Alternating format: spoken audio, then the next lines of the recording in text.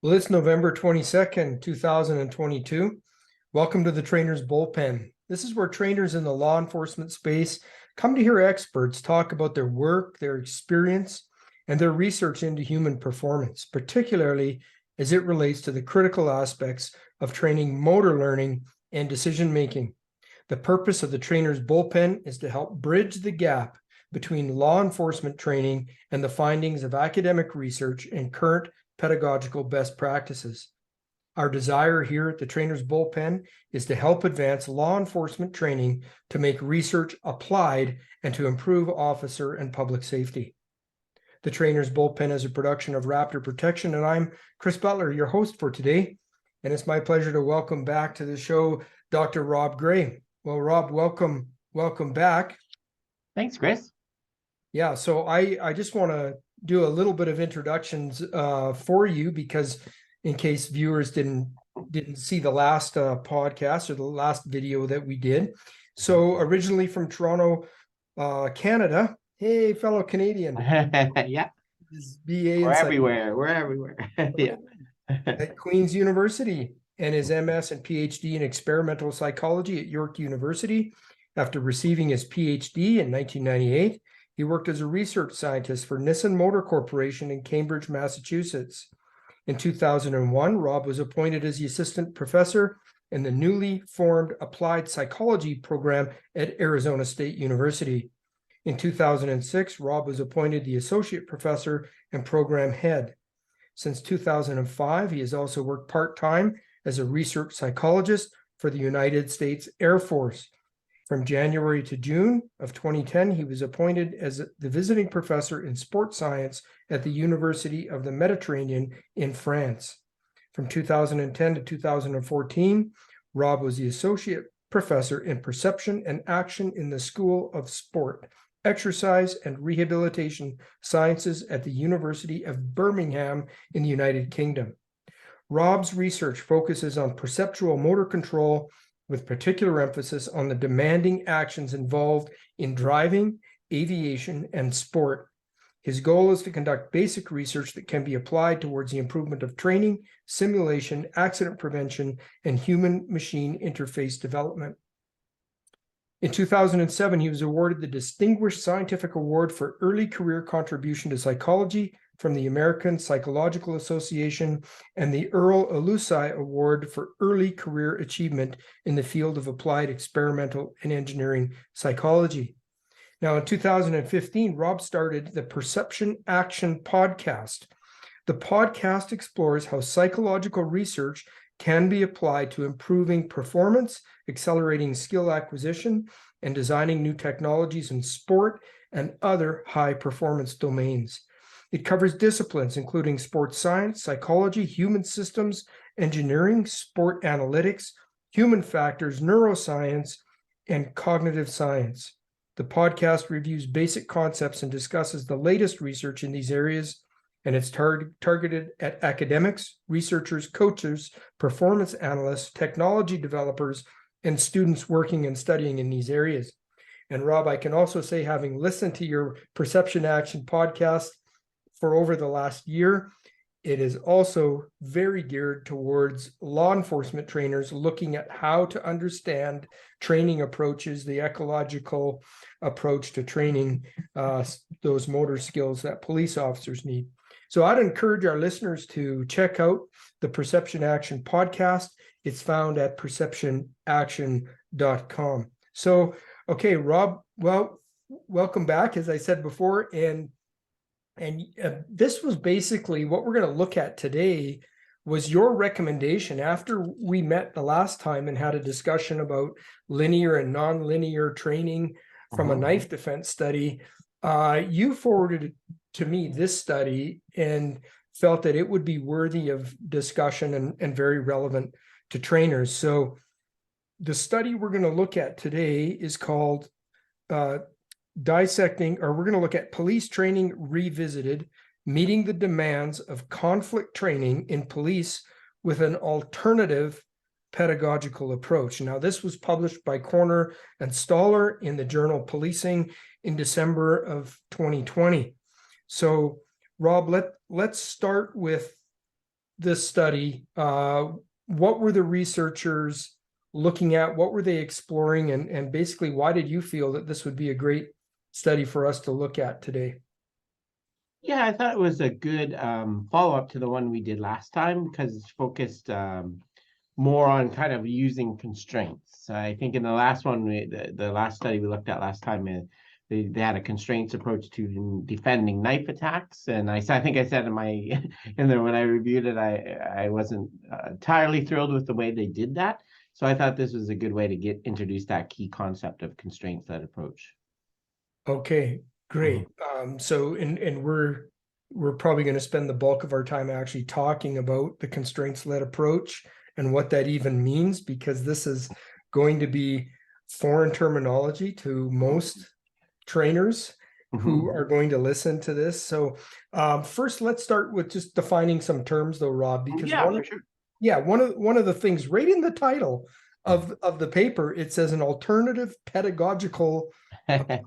So, I mean, I know what alternative means and I know what an approach means, but help our listeners with what's pedagogical.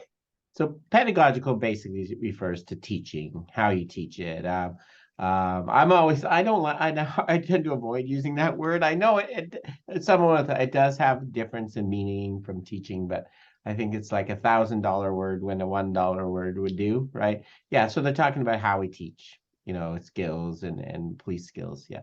Okay, so a Yeah. pedagogical approach then would be basically like it's your methodology, is it, Yeah, of how to exactly. teach something? Yeah. So I have information or a skill that I want to teach somebody.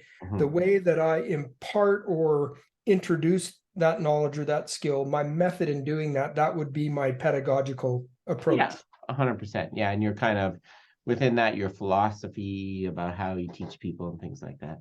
Yeah.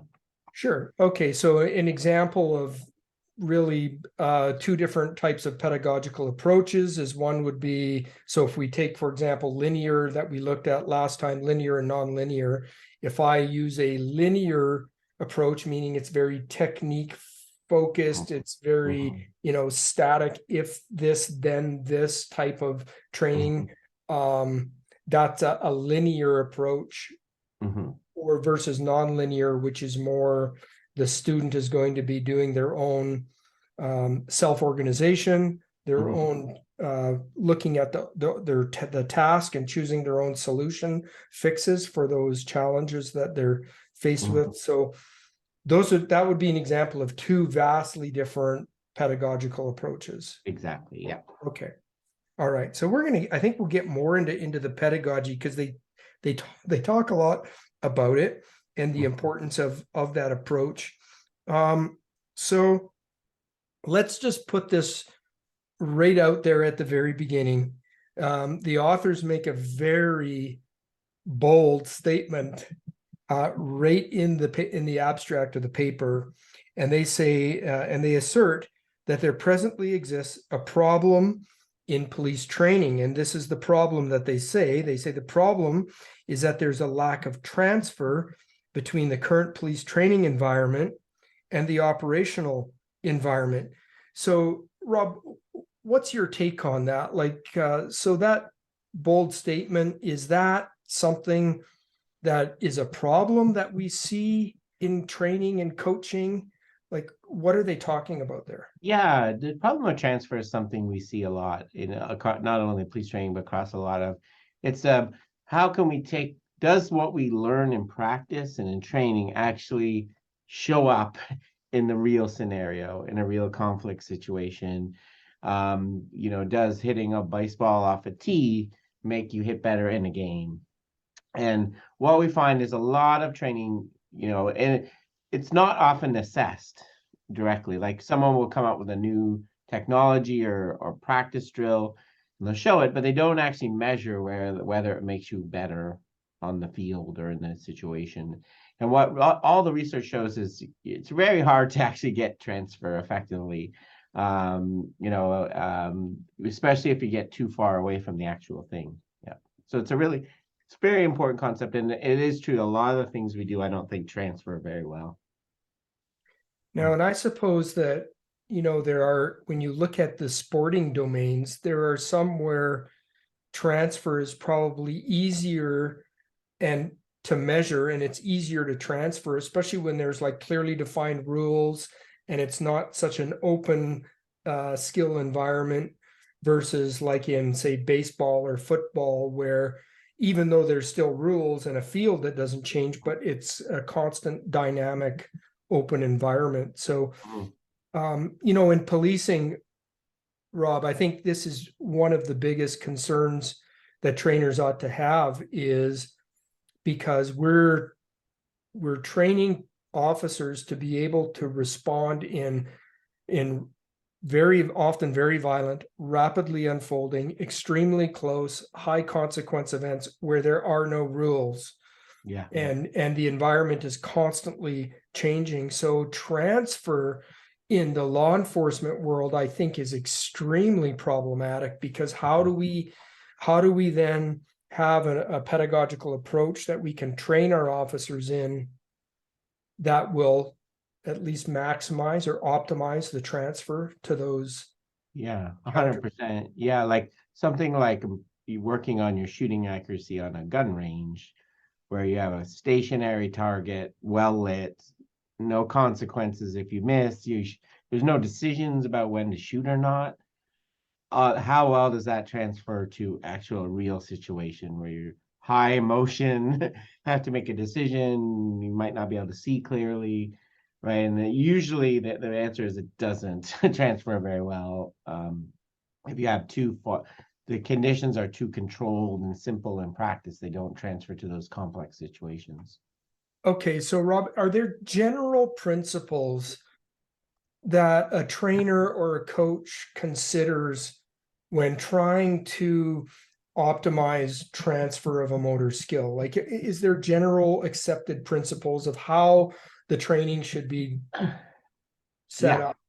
Yeah, I think there's this concept sometimes we refer to as representative design, right? So the idea that there's certain key things that need to be there to increase the likelihood of transfer. We can't guarantee it always, but so the first thing is it doesn't have to be exactly the same. Obviously, we can't recreate especially the emotion and anxiety you feel in a real situation. There's no way we can recreate it to that level in training. But what we want there, we want to make sure the information you're making decisions, right? You're not just doing a pre-programmed action. You're using the same information so whatever information you use to guide the action is there in the practice, rather than some fake thing like a bullseye or like, that's not really. And then, I think the emotional component, as much as you can, creating pressure, creating consequences for missing, so there's some key things we want there. And the basic, it doesn't make people happy. The basic law of transfer is has to be pretty similar, right? Like hitting a softball does not transfer to hitting a baseball very well, even though it's highly, highly similar. It's just underhand and bigger ball, but it doesn't seem to. You have to have very, very similar things in practice they don't have to be exactly the same, but they have to have key elements. Yeah. Okay, and so then what in training, is there a role that attention plays? And I know this is kind of off topic of this study, but while we're on it, because I've often heard other coaches and trainers talk about the difference between an internal focus of attention and an external focus of attention, and how that also relates to learning and transfer of a skill. So what can you say about the role of attention? Yeah, it seems so. Internal focus of attention is focusing on what your body's doing, whether your arm's at your side, how flexed is your wrist. And external focus is focusing more on the environment or the effect your movement's having on the environment. And there's actually almost 25 years of research now showing the clear benefits of the external, right? Internal gets you all thinking about what you're doing, your mechanics and your technique, which gets people to be kind of clunky. And then also they're not paying attention to what's going on around them as well. So as much as you can, we try to, like when you're referencing someone, talk about push off from the ground rather than flat push your foot, right? So the ground is an external object and say your foot with internal. And trying to direct your attention to the environment, right? So, which is very different than traditional coaching, right? Where we talk about your body the whole time. But the research shows that getting people to focus outwards and kind of letting your body do its own thing is very beneficial. Okay. Mhm. So as a firearms trainer, for example, then if I'm getting officers to learn to shoot, to draw their firearm, for example, if I'm focusing on the draw stroke, if I'm talking to them about, the feel of their hand on the grip and the feel of what it's like to release the retention mechanisms and what Mhm. if I have all of those internal sort of focuses, that is not as desirable as to having them maybe Yeah. fixated on the threat. So as they're externally threat focused and they're thinking of the goal and the action rather than the individual.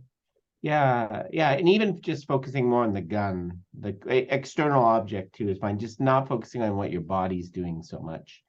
Pull the, so any kind of external object. Mhm. Okay. All Yeah. right. So um there's probably a lot we could talk about optimizing training for Yes. making Yeah. transfer happen. Yeah.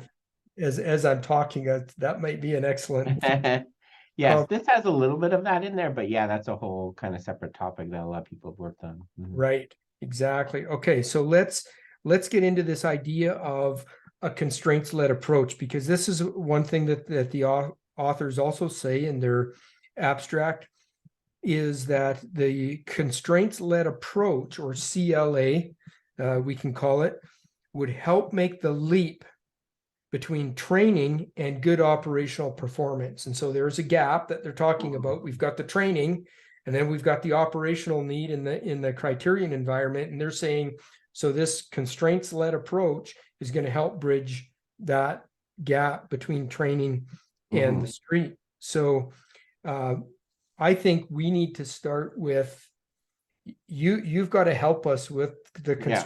constraints-led approach. Rob, what is it? Where did it come from?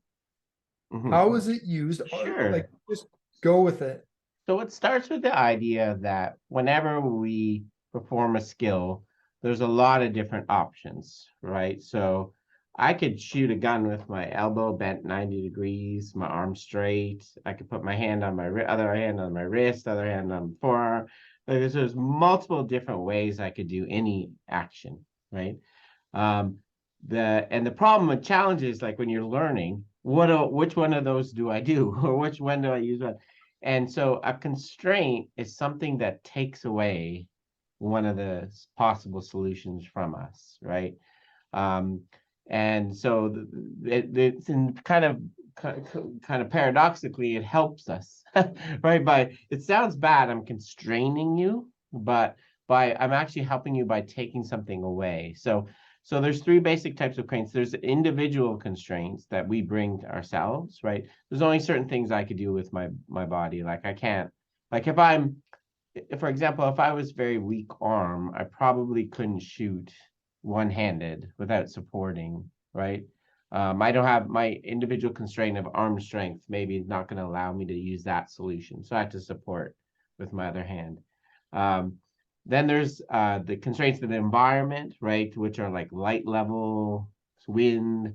And then there's what we call task constraints, which is what the situation and the coach. So in the constraints-led approach, what we're going to do as a coach is we're deliberately going to add something that takes away a particular solution we don't like or don't want you to do and encourages you to do something else, right? So we're going to add something to the environment that kind of help guide you to finding a different way to do the action. That's the basic idea of it. Yeah.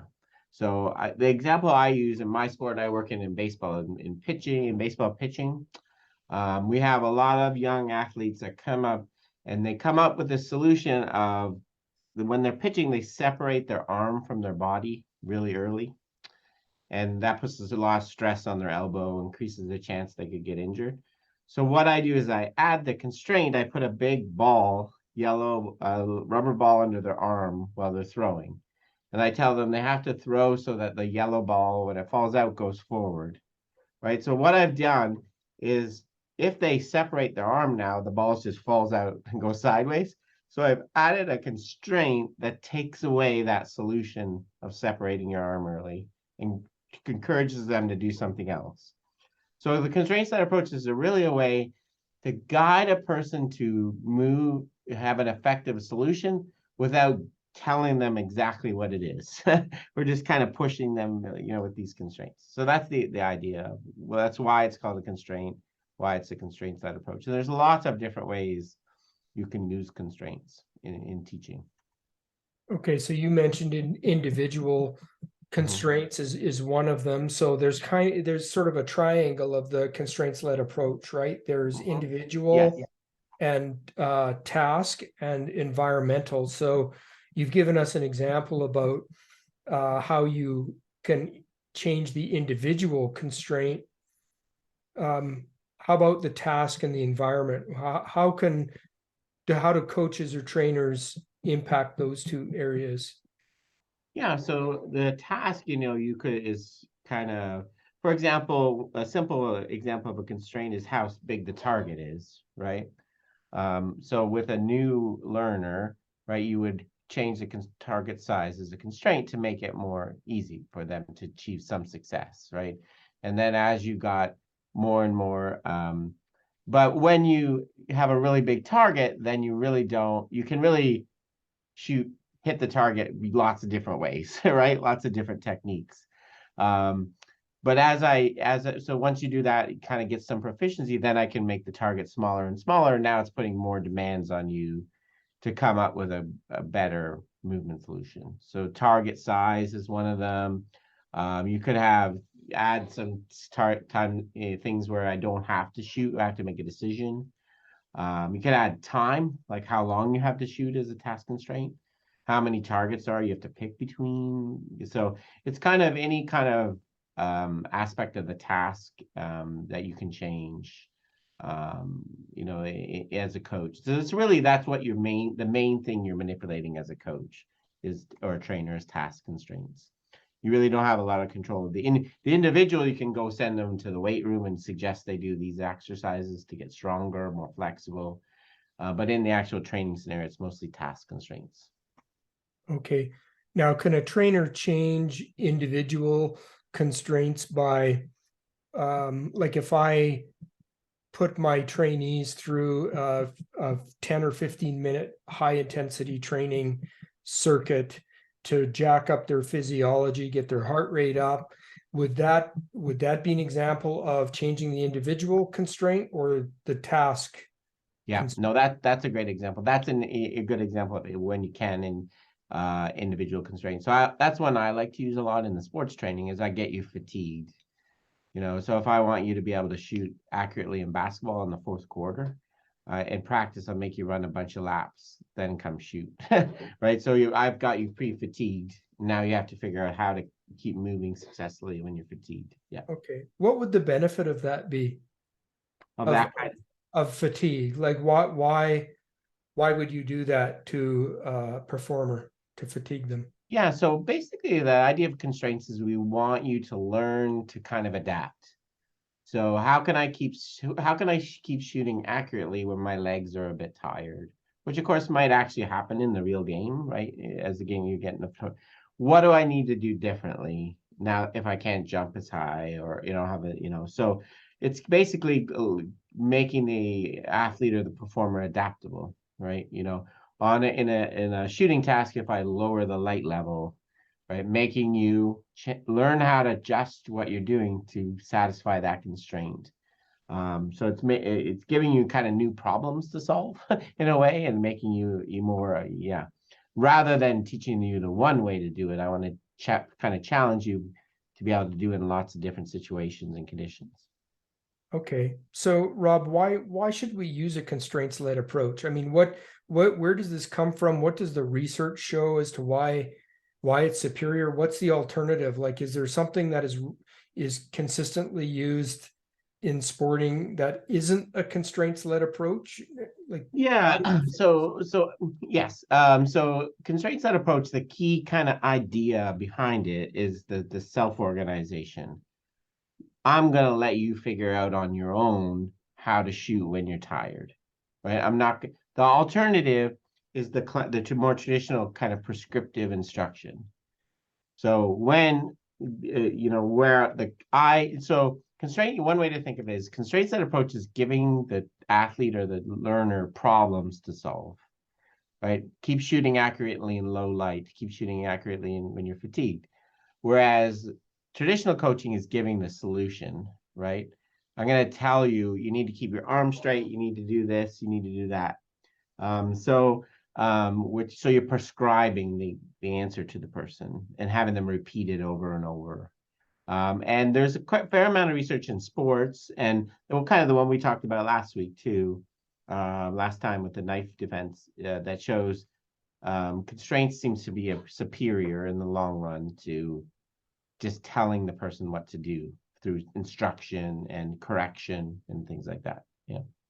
And is that result consistent across the research? So when you look at, like, is it used in other domains other than sporting? Do we see the constraints-led approach used in, say, training trauma surgeons, or you have experience in the Air Force? Is a constraints-led approach used to teach skills in flying an aircraft? Like, do we see that consistent positive? It has started to go. I know, like in training musicians and I think some kind of aviation related tasks. Yeah. It's mostly in sport. Well, that's, I guess, what I'm aware of. I keep a running track of research studies that compare constraints that approach to other methods, but most of what I keep an eye on is sports related ones. But I know, like in martial arts, so something a bit closer to police, there's some evidence for it as well, but it is mostly sports that it's come up in. But the basic idea is actually a lot of people have been. So one of the things I like about it is a lot of good trainers and coaches have been using it for a long time. They just don't call it that, right? It's just kind of putting a theory and a terminology on something good. A lot of good coaches have been doing for a long time. Yeah. Yeah, right. So it's kind of codified what Mm-hmm. the best practices have been that a lot of, like you said, very experienced coaches have been using. And as I start to embed my mind more and more into the constraints-led approach and the ecological approach, and having read your book, How We Learn to Move, and I start to reflect on my 25 years of law enforcement training, and I've seen, what's occurred to me is, I can think what comes to mind is many trainers over those years who were doing this. Now, they probably, if you were to ask them, they wouldn't use No. I've been using a constraints-led approach, but they seem to intuitively, they're just such excellent trainers Uh-huh. that they know that this system produces better results.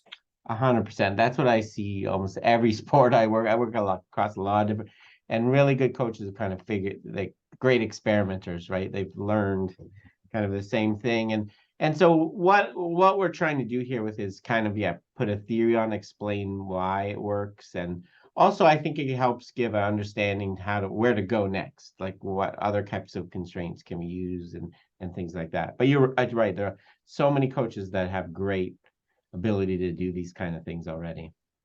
Yeah. Okay. So I guess is one of the principles of a constraints-led approach. So if I am a constraints-led approach trainer and I've really bought into this, so when I'm manipulating these constraints, should some of the guiding principles be that if I'm going to manipulate a constraint, whether that's a task, environment, or a performer, I should be able to draw a objective connection to the task environment, right? Like that I'm changing something for the purpose of creating my student to be able to self-organize in order to meet a task demand. Like I just don't come up with. Yeah. So there's actually a couple different ways. So maybe we could do a separate one of these one time. There's another method called differential learning, which is really just changing the constraints to just give lots of variation without really a clear purpose. Like, because variability is good. So making you shoot from different angles, different light levels, different distances. We know that's really beneficial for learning. So you could just vary those randomly and have no particular reason why. That's called a differential learning. Constraint set approach is, yeah, constraint set approach, the way I think of it is exactly how I'm changing or adding something because I want for a specific purpose. Like the student I'm working with is inaccurate because they don't control the barrel right at the fire. So I'm going to add a constraint to try to deal with that specific problem, right? Or they don't their stance is forward, right? So I think of constraint set approach, yeah, as more trying to address something in particular, trying to change what they're doing now and encourage them to do something different because what they're doing now is not really working very well. Yeah. Okay, and so does it always have to be that something they're doing now isn't working well, or could it be that maybe we're at a basic level of training where they're actually performing quite well, but now I'm going to manipulate some constraints to add pressure and increase those desirable difficulties to push them into higher levels of performance and maybe even making mistakes that they need to learn from? 100%. Yeah. So yeah, I think we can get like just good enough, right?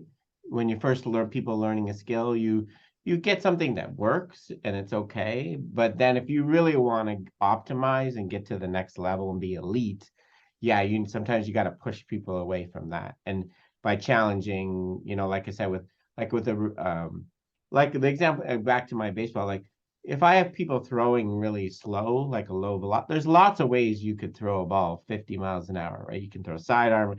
If I'm getting you to try to throw 95, there's not very many ways you can do that. Same with like hitting a really small target and shooting. You can have a lot of slop in your there's certain things that have to be there. So yeah, so I think using a constraint to get a person to another level of performance and be able to handle more variations in conditions for sure. Okay. All right. So that's a great intro to the constraints-led approach. Let's look at some of this results or some of the things from this study then. And it was interesting to me that when the authors looked at the individual perspective of the officers that were going through the training, the students, as well as the trainers, one of the things they mentioned was that they both the students and the trainers, perceive that the main cause for the lack of retention and transfer of skills was the lack of time. The lack of time. And now I can tell you, Rob, this is one of the most common things that I hear from trainers saying, we need more time. We need more time. Our officers. So we have, for example, when you look at the statistics of shooting accuracy in the line of duty in officer involved shootings, are anywhere between 30 and 50%. So it's really bad. And so the of most firearms trainers will say, well, in order to fix that, we need more time. But the problem is doing the same thing that you've been doing, just doing more of it, isn't going to necessarily result in a better outcome. And it's the same for combative skills. So is need there more reps? Yeah. more reps. Yeah. So of course, more time to train.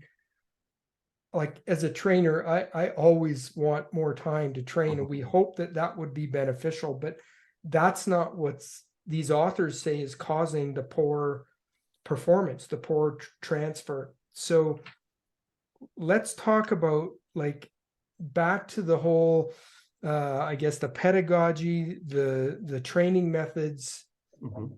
What would you have to say about, as you look at this study, what would be your input around like what training methodology? Because they're arguing for a constraints-led approach to fix this problem.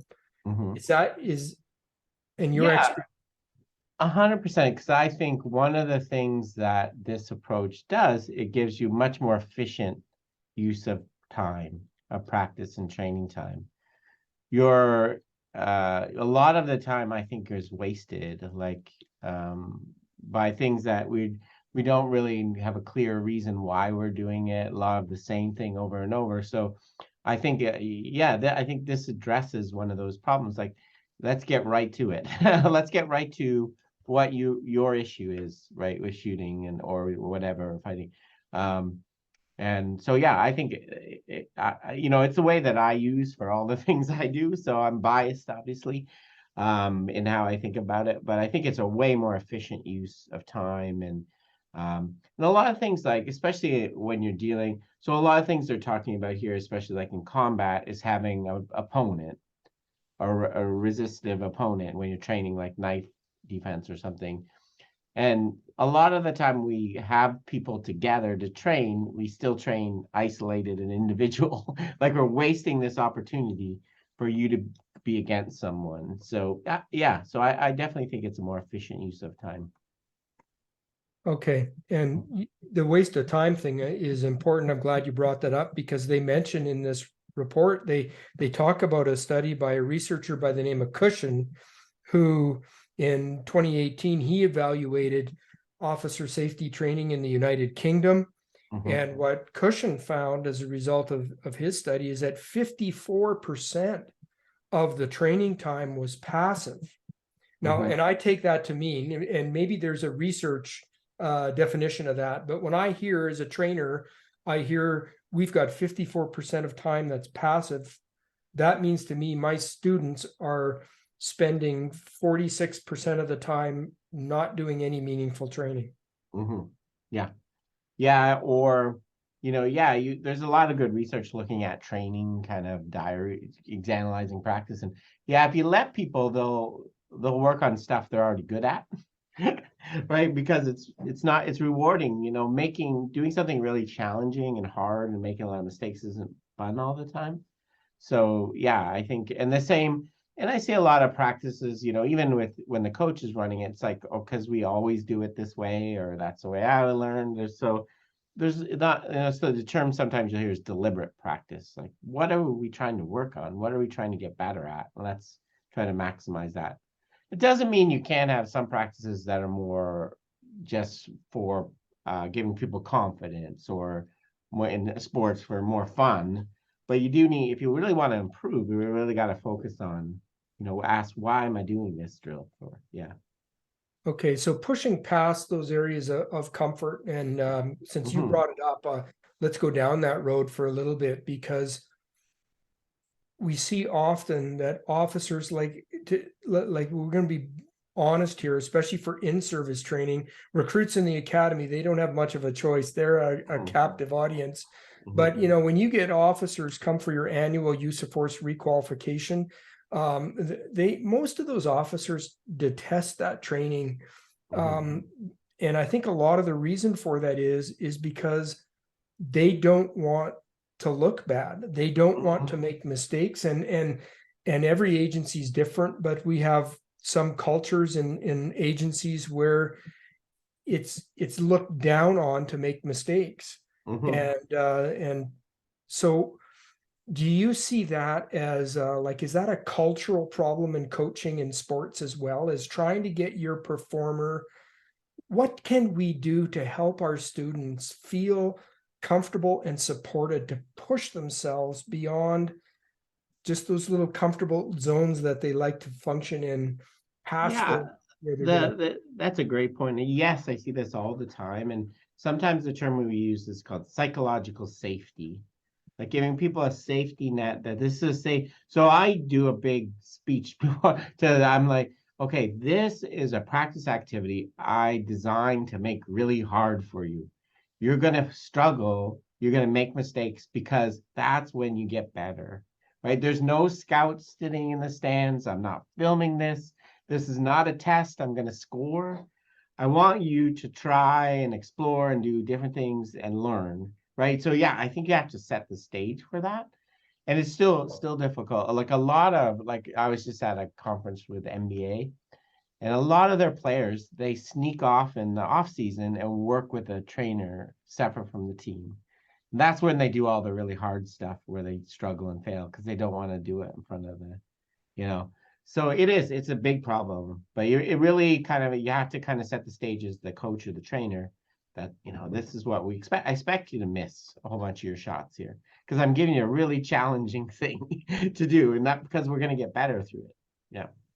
Yeah, right. I mean, as a law enforcement trainer, the whole point of that is, to kind of allow you to be bad in here, so Mhm. you're not bad out there, right? This Yeah. is your learning environment, so you can fix those issues. Yeah, we do that in baseball. Sometimes I move the pitching machine super close, so it's actually throwing harder than they're ever going to face in the game. I'm going to make it hard in practice so it feels easy in the game. Yeah. Yeah, that's a great saying. Great saying. So, one of the other things they said in this research, they said of concern that Cushion found is that training was piecemeal and disjointed. And like, so what do you think that means? What does training look like when it's piecemeal and disjointed? I think what he's talking about is like what we like to do. Like, obviously, learning a new skill is a complicated, like, it's lots of parts you have to be able to do. And what we typically do is we break it apart, right? We take it and separate it into, okay, let's just do drawing the gun without shooting it. Let's do shooting without having to make a decision, or like position, go like looking around a corner, and so we piecemeal is when we tend to break things into parts and assume that we can put them back together, right? So we do that, in tennis, like baseball, get you to hit off a tee, right? So you're not having to pick up the ball, flight of the ball. So I think that's what we mean. You tend to try to break things into parts and then put them back together, which doesn't really work very well. We like to keep things more whole.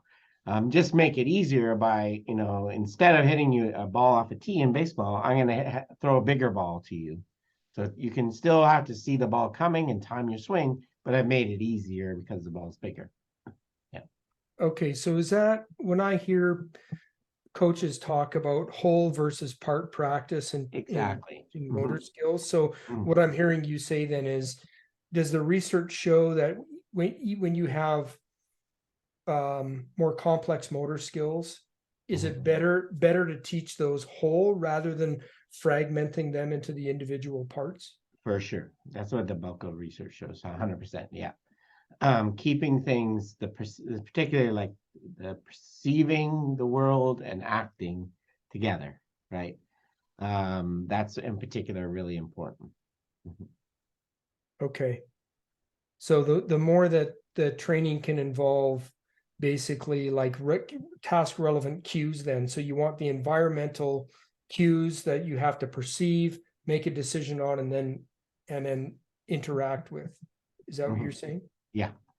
Yes. And then as much as we can keep the whole movements together, and like, even like there's really interesting research from neuroscience that says, you use different parts of your brain. If I gave you a task where you just had to verbally say what you would do in this scenario of watching a video versus actually having to shoot, use actually different parts of your brain to control an action than just saying like a passive perception. So yeah, it's a really important concept. Yeah. Okay. And so that's the piecemeal part. Mhm. Now, what about disjointed? What do you think is disjointed training? I'm not quite sure. I think we're going back to kind of what are we working on? What is the goal of the training? I see a lot of, things I work in where the coaches almost have a plan written out that's not really responsive at all to what is in front of them. Like, what are the people you're training struggling with? What are they? So being kind of adaptive, I think that's maybe what they're talking about. I'm not quite sure exactly what they mean by that. Okay. Yeah. One of the things that is not uncommon in law enforcement, especially in academies, is to see what we often refer to as siloed training. Hmm. So we would have, we're going to do a big block of maybe baton skills, and then we'll do a big block of takedowns and a big block of something else. But often there's not a lot of integration or interleaving of those skills together. And so, for me as a law enforcement trainer, when I read that disjointed, that's immediately what came to my mind is just a lack of connective tissue between a whole system approach of dealing with Yeah, yes, I think that's a good way to think of it. I see that a lot in sports, like people giving, the same athlete works with done some different trainers and they get different messages and kind of conflicting things. And yeah, it's a difficult problem. Yeah. Okay. So one of the other things they found, Rob, was that 77% of the training time was actually spent on activities that had no direct relevance to operational demands. So Mhm. I don't know, that was shocking. Yeah.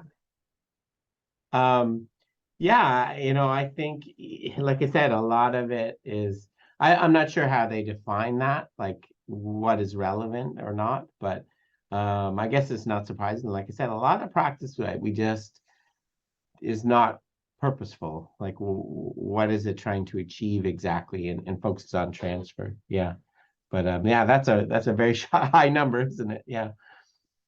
Yeah. So because shouldn't our understand, like, isn't that the starting point of designing training? Is what's the operational Mhm. demand? What's the Yeah. need?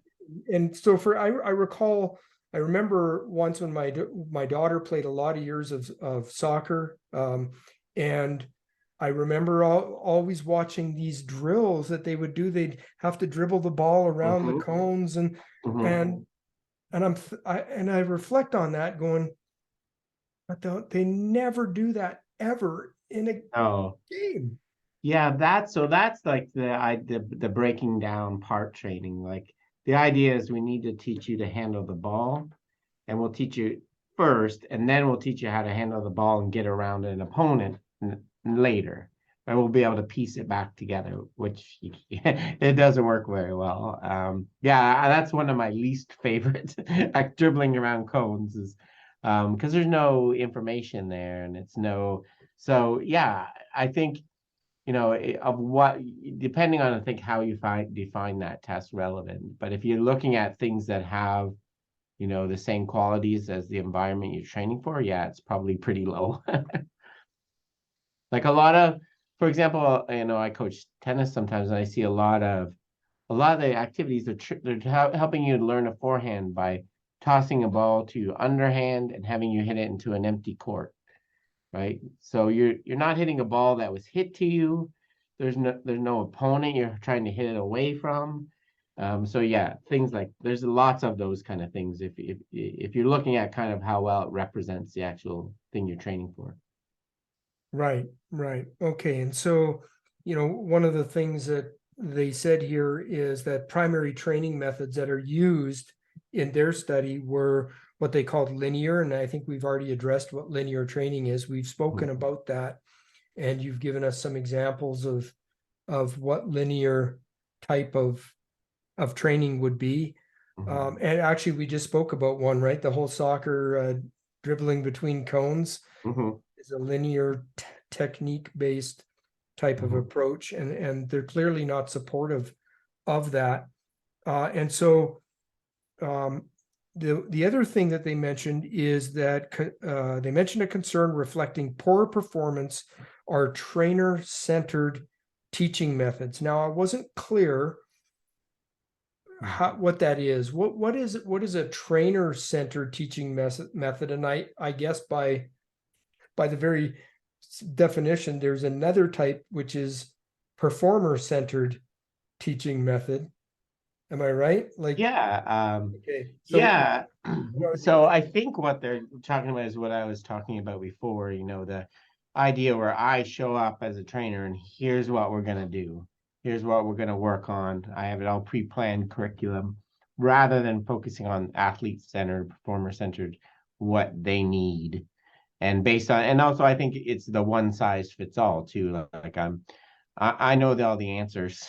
Here's exactly how you do it, rather than kind of adjusting to who you're working with and their specific needs. So yeah, I think that's the basic idea of kind of coach centered versus athlete centered coaching. Yeah. okay, so let me give you an example. So let's say I'm a combatives trainer and I've got a class of brand new recruits that are coming to me And today I'm going to be teaching them how to do balance displacement takedown. So this is Mhm. brand new to them. They don't know how to do it. And I'm going to be teaching them some principles and techniques on how to disrupt somebody's balance. So if I'm a trainer-centered instructor, what would my teaching style look like versus a student-centered instructor? Because you gave the example, like we need to know where each of our student is at and be adaptable to them. But what happens if I've got a whole class of 12 students who this is their first, and I've got to teach them these skills? Yeah, I think, yeah, that's a good. So I'm trying to think of a good in that in. So I think one thing is trying to. So I think demonstration is a good way to is get around that. Like so, without having giving people explicit instruction about what they have to be doing. But I guess to me would be like a coach center way would be if you were trying to teach something like that, but it was clear that there was some other thing that they needed first, or they else you could be working on. Um, like I'll give you an example. Like I do tennis sometimes, and I did a practice one time. I had written down, okay, we're going to work on like serve and volley and or getting to the net and doing these things. And we were playing a game before, and all the people, a whole bunch of the students I had were having trouble serving accurately. So I saw that as a moment to scratch my plan and let's work on serving. That's what it was like a moment, kind of teachable moment, kind of. So I think being more just being reactive. So I think, when you're working with new athletes, you're right, you need some sort of plan. It probably changes as you get higher up, right? Where the athlete, you're more sensitive to what the athlete's doing. You probably need to be fairly coach centered with new because you got to get them started. You're right. Yeah. Yeah, yeah.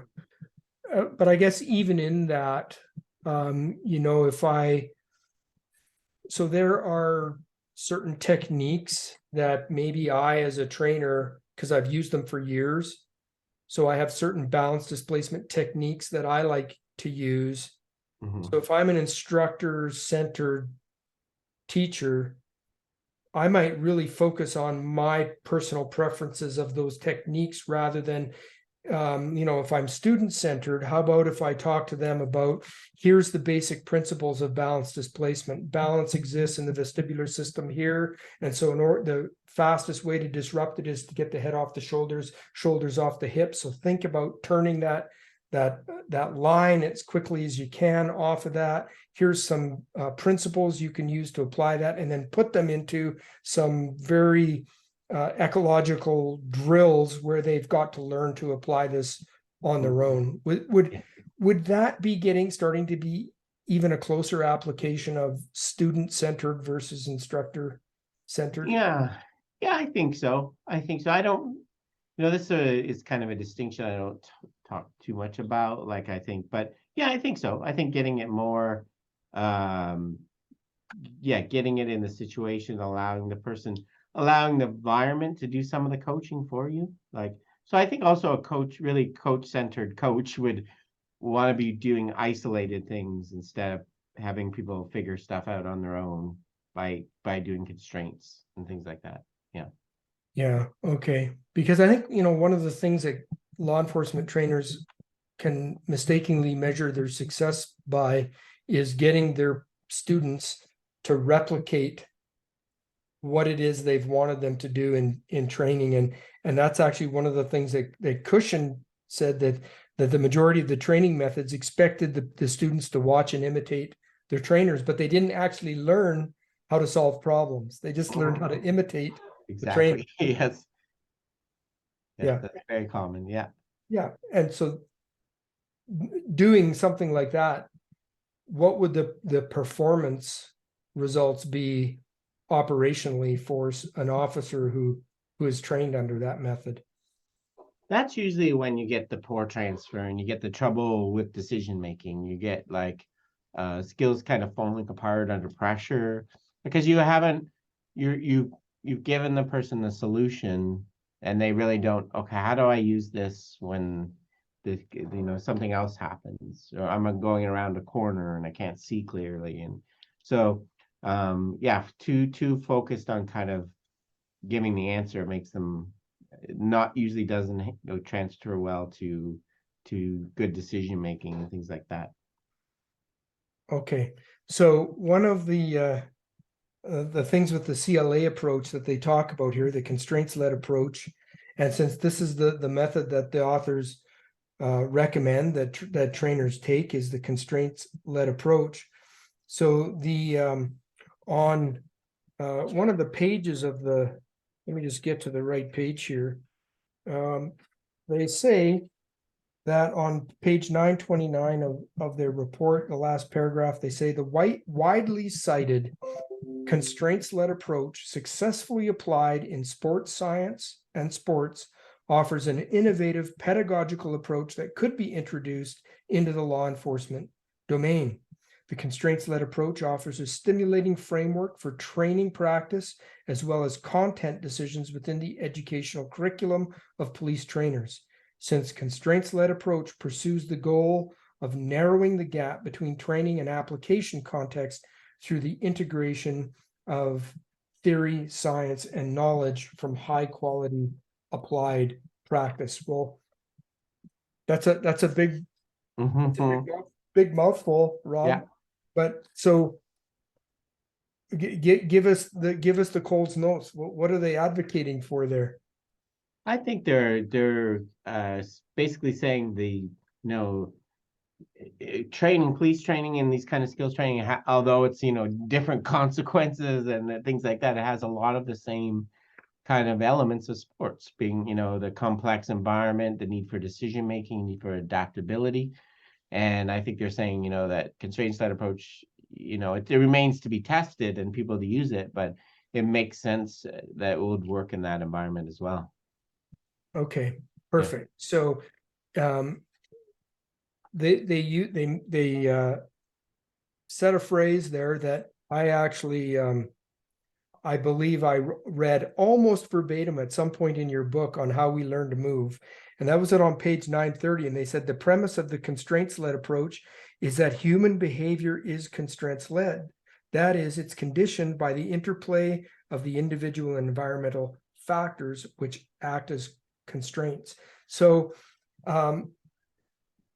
expand on that a little bit, Rob, because I've heard you say several times, and in your podcast, you really stress this point that all human behavior is ecological. And so what do you mean by that? Because I've had people ask me that, because I'm trying to encourage police trainers to adopt more of an ecological approach to training and look at constraints-led approach, and they go, what do you mean by ecological? Yeah. So that's a word. Yeah, that comes from kind of James Gibson, ecological psychology, is the idea that all behavior happens in a context, in an ecology, an environment. And we can't understand why you did something unless we understand what environment happened in, right? The ecology. And so we need to train that way. We need to keep the context there as much as possible, the environment that you're actually, and we want the reason you shoot here and not there to be driven by the same information in training as it does in in a conflict environment. So that's the idea of the ecological, because the traditional approach is taking an athlete out of the environment, right? Dribbling around fake cones. Like, that's not the environment. You're right. We don't play soccer against little pieces of orange rubber, right? So we're ignoring what the actual environment is that you have to act in. So the ecological approach, we're trying to flip that and say, no, you got to understand the environment and make sure you keep the important parts of the environment in practice. Okay, so this is really important point, Rob, because when you look at a lot of police training, so let me just focus on firearms training for a second. If you have, say in an average academy, you've got between 80 and 100 hours of firearms training, a large percentage of that training is spent on a static firing range, standing in a line, not moving, and drawing and shooting on a paper target that turns. And so the contextual relevance of the training environment is completely not representative of the task environment. And Mhm. so then, like, it shouldn't be a shocker, right, to us as trainers if our students under life-threatening stress conditions are pushing forward a response, Mhm. but all those hours of training has been in an environment that is completely antithetical to what the task Yeah. environment is. Yeah. Human performance is going to suffer. Yes, exactly. We want to, you're right. We haven't learned to adapt to the actual conditions where you have to perform and adjust. I mean, we learned this one way to do this under ideal, perfect conditions. There's some great work by a person named Raul Odegens in the Netherlands, where he looked at shooting performance. People that were incredibly accurate on the shooting range. What he did was test them by having a person that was shooting soap pellets at them while they were shooting. So there was like an opponent almost, and they could get, I guess they're painful, right? And so, and their shooting performance went, right? Because they never practiced under having to deal with that anxiety, that threat, the consequence. So it's not surprising when you go in the situations that you struggle, right? Because we didn't prepare you for that. So what I'm hearing you say then is context isn't just sort of like the technical demands of the environment, it's also the psychological Yes. demand. Yeah. The expression sometimes used is hot versus cold. Not in terms of temperature, we're talking about emotion, right? Most training takes in very cold, right? You're not pressured, there's no real consequences if you miss, you're not angry, whereas actual context is hot, right? All these emotions and pressure and anxiety, you have to learn to deal with them. That's something that I've worked on a lot in sports with athletes that kind of choke under pressure. And it sounds obvious, but one of the best ways to do it is get pressure into practice, even if it's not the same kind of pressure. Just get you used to that and get you being able to learn how to adjust and adapt to it. Okay, now you use the phrase pressure. Is there a reason that you don't use stress? Are those because police trainers will often talk about stress training? Yeah. I think in the way you're saying it, we're meaning the same thing. Sometimes I use like stress as your reaction to versus pressure is kind of the external. But I think we're using it in the same way. Yeah. Um, but I like to one of the ones. So in sports, I think one of the reasons we fail under pressure is we get that internal focus of attention. We start worrying about what our body's doing and we're doing it right. So what pressure training or stress training can do is get you used to it and resist that.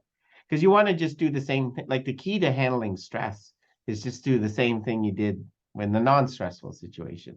But as much as possible, you want to move the same way. You don't want to let it change how you're moving. So that's what we kind of do in practice. Yeah.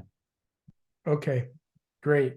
Now, they talk about, so with the application of the constraints-led approach in police training, they mention a phrase and they say the competent use of behavioral degrees of freedom leading to functional variability and problem solving. Well, I'm sure you know exactly what they, but so Yeah, help. that's a big mouthful. So the degrees of freedom is going back to that what I was talking about, the options. Like when you first learn a skill like shooting, you have degrees of freedom is the options, right? The different ways I could shoot.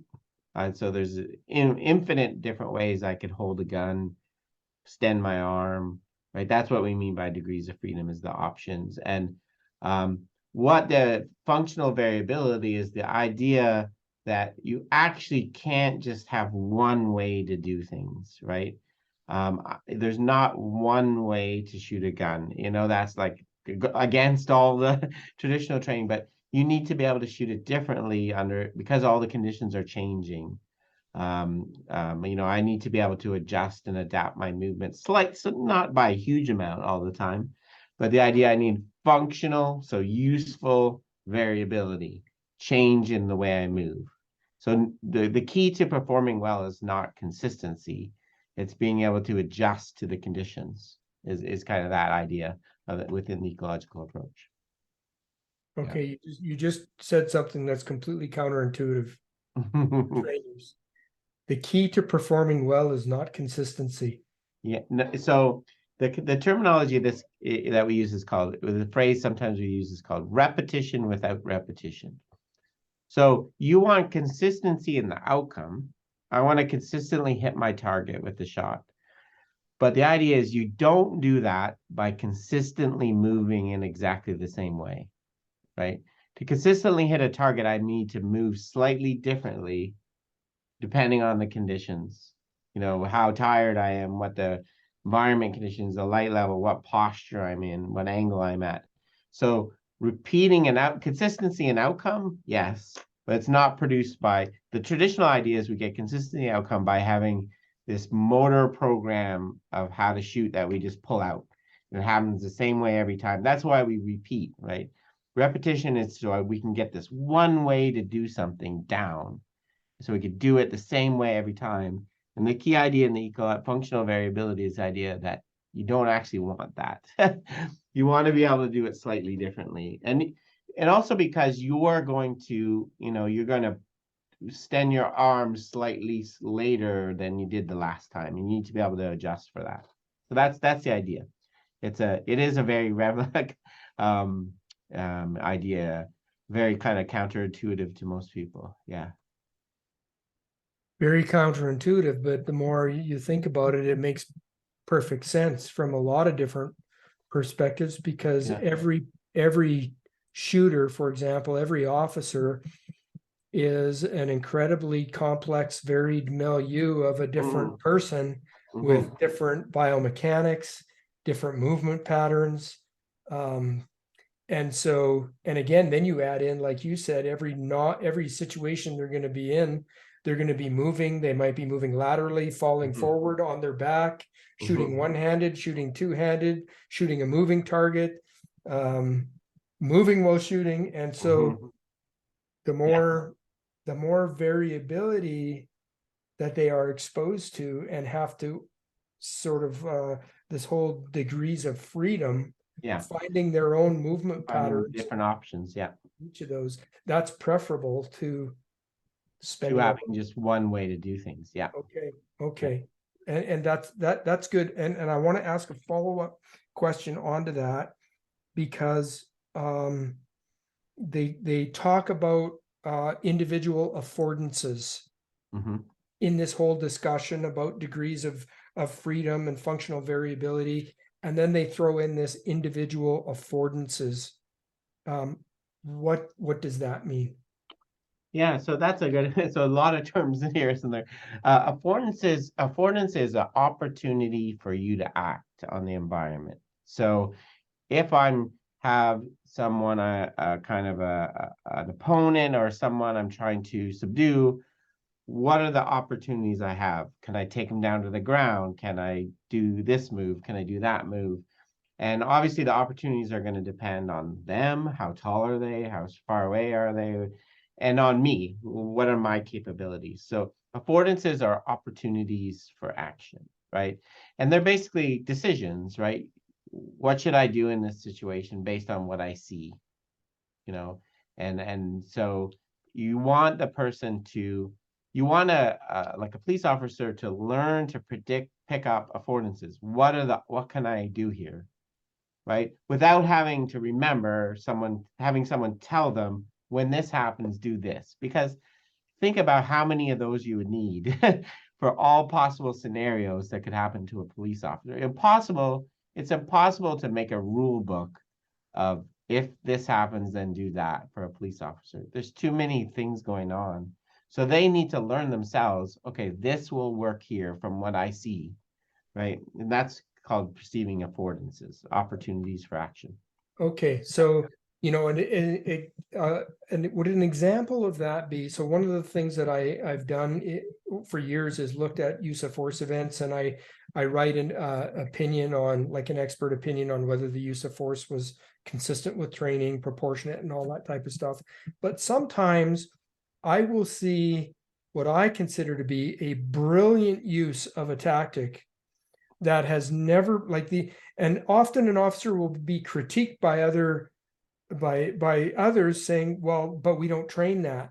Mm-hmm. We never trained him to do that technique. And an example of that, we had an officer was faced with a guy on a busy downtown street with a knife. He was in mental crisis, but he was threatening people with this knife. And the officer, as he came down the street, he used his car and pinned the guy up against a parking meter. And he's stuck there between the car, but he can't go anywhere. And so now they had all the time in the world to deal with this. And I thought, like, how did he think of that so fast? So would that be an example of like an individual affordance? There's a situation rapidly evolving. I see an opportunity for action and I apply a principle.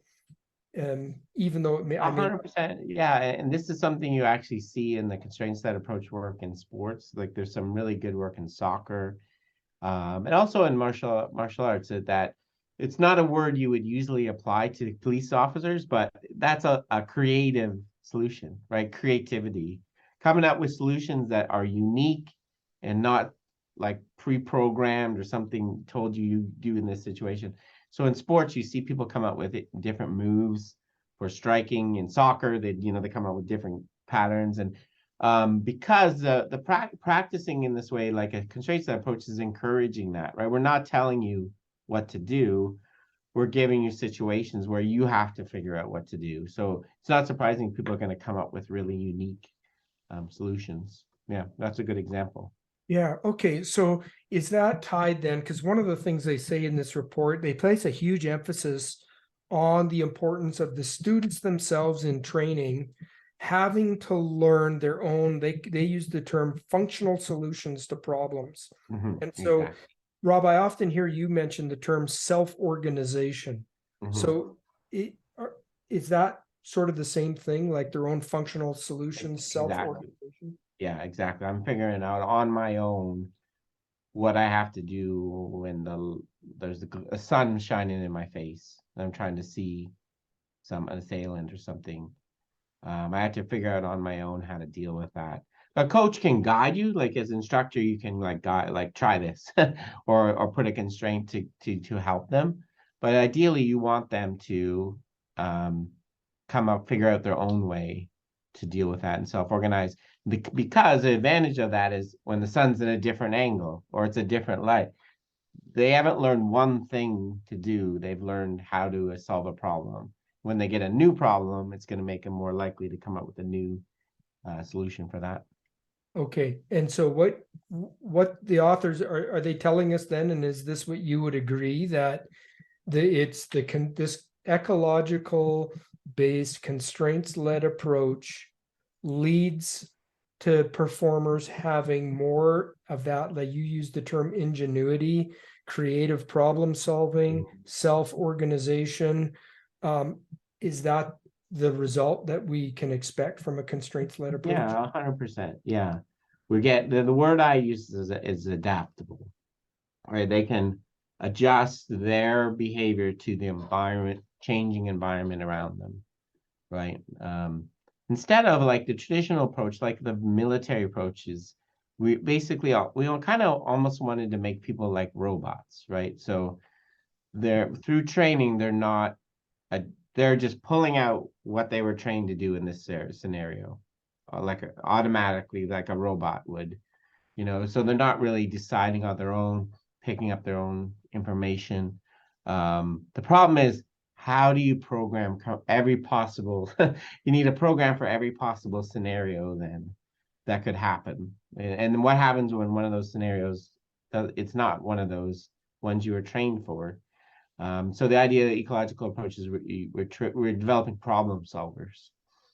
Like they're able to pick up information from the world around them and adjust how they act accordingly. It's not always going to be perfect, obviously, but it's more likely they're going to come up with something that's effective in an unusual situation. Yeah. And I think we saw that in the study from last time, right? It was the surprise attacks. And the example here is a good. So I coach volleyball, and one of the coaches I work with was telling me that they were playing a team that was way better in terms of physical. They were all taller, and they end up losing the match, but they won every point where it kind of there was a scramble where the set went off because everything where it went into chaos, their team won because they practiced chaos, right? They practiced how to solve problems, and the other team struggled. When everything went perfectly, then they were a better team. But so that's the kind of situation we're training chaos, really. Yeah. Okay. Well, you're really making me think here, Rob, because we have so many areas in law enforcement training where we focus on perfect performance Mm-hmm. and perfect outcome. Mm-hmm. And, you know, for an example of that would be high risk vehicle stops where we've got maybe an armed offender or suspected armed person in a vehicle, and we teach how to bring police vehicles in and do a high risk vehicle stop, and everybody has their pre-assigned positions and their roles, which is good. But I think the problem is the vast majority of these drills and scenarios we do go just according to plan. Yeah. Nothing ever goes chaotic like in your volleyball Yeah. example. And And that's someone miss it. Yeah, mishits the ball. Yeah. What do yeah, we do? Yeah. right. And so Yeah. what we see then is when suddenly something doesn't go according to Hoyle, is the officers are vapor locked, like Yeah. cognitively, and they're so slow to try to adapt and solve problems because they haven't been trained in that environment. Yeah. The comparison I used, and I think I used in my book, was, between a marching band and a flock of birds. Like a marching band at halftime, everything goes, they're choreographed. They're told exactly what to do. If one of the people in the band turns the wrong way at the 50-yard line, it's going to be a disaster, right? They're all going to collide with each other because no one knows what am I supposed to do when the trumpet player's coming at me? Nobody told me which way am I supposed to go. Whereas birds, they self-organize. They just adjust to what their neighbor's doing. No one told them where to fly. They're just adjusting on the fly. So they can handle. One bird decides to go right for no reason, they'll all adjust, right?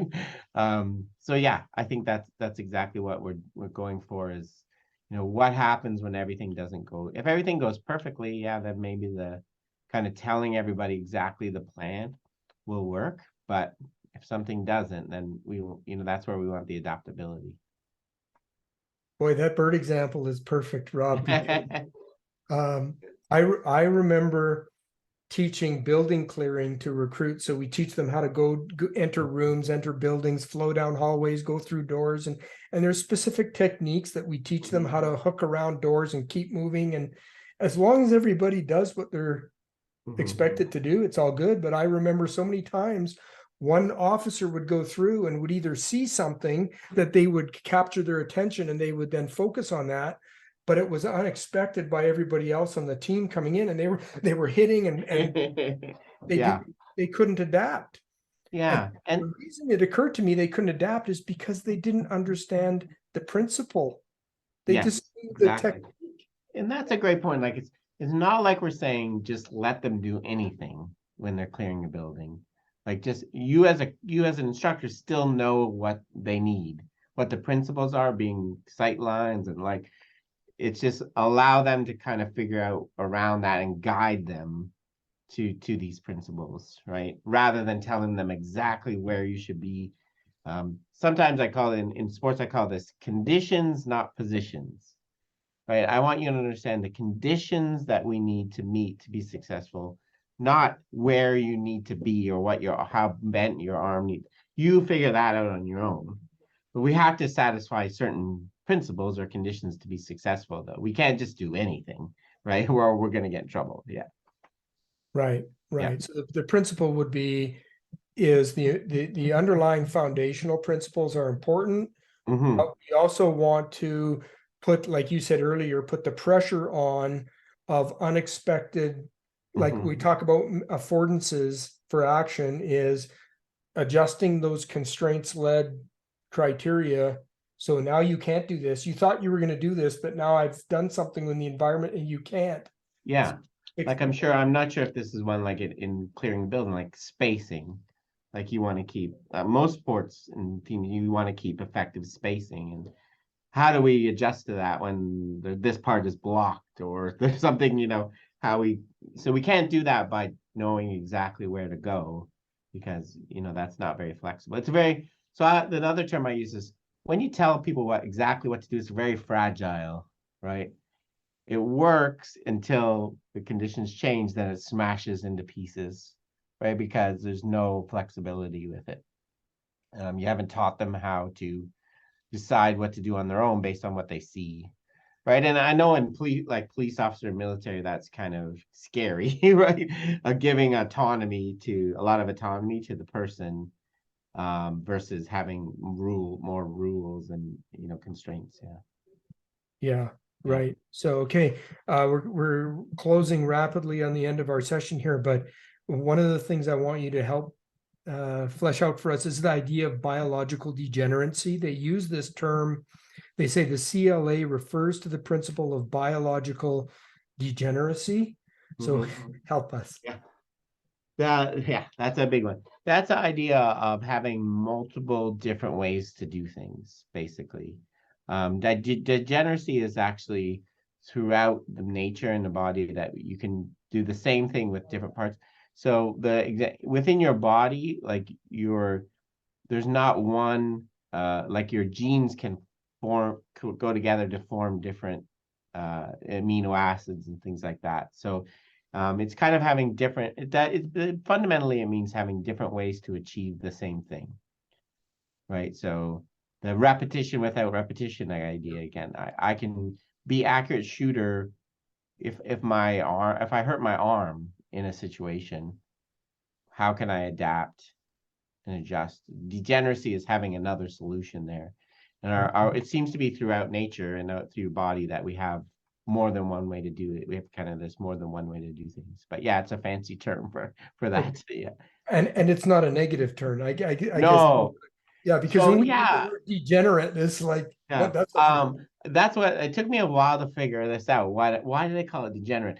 So obviously degenerate is someone that's different than normal, right? So the idea is you have a solution that's different than normal. The example I always give, like in tennis, being able to do the between the legs shot to get a ball is like a degenerate solution because that's not a normal way you hit a tennis ball. But being able to pull that out when you need it, right, is very useful, right? So it's something that's different than the normal way you do things. I think that's okay. why they use that term, but it's a very weird term. I agree. Very Yeah, weird, but it's sounds horrible. Yeah, it's good perform with we would call that good performance. If we see an athlete or a performer yeah, doing or something that's creativity, or yeah, okay. We'd um, say we wouldn't say that guy's a degenerate. yeah, probably not. Yeah, we get in Okay. trouble for that. Yeah. Right. Okay. So, all right, Rob, help. What recommendations do you think need to come out of this paper? So you've got law enforcement trainers who are listening to this. They're hearing about the constraints-led approach and the ecology. And what recommendations? Like, give us a list of things we should consider. I think, it depends on kind of where you're at with this. I think if you're just starting in with it, I think just trying, can I do an activity where I just vary a constraint and not tell them everything to do and kind of see if they figure it out on their own, how much they can figure it out on their own.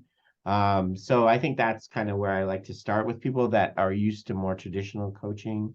Um, like in martial arts, for example, I always say, well, just tell them, okay, your goal is to get that person down to the ground and don't say anything else and just see what happens, and then you can constrain it more by time or whatever. And then I think the useful thing if you start to get into this is to do a little bit about what they have in the paper where you kind of put that table where you start to say, oh, what can I vary?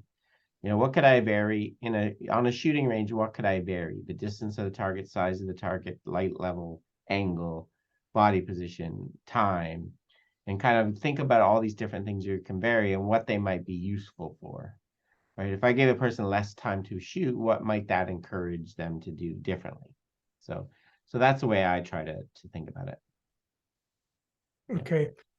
Rob, is there anywhere that a trainer could go to get, like, is there resources that will help somebody get into this training and coaching in the constraints-led method? Is there courses that trainers can take? What resources would you recommend for that?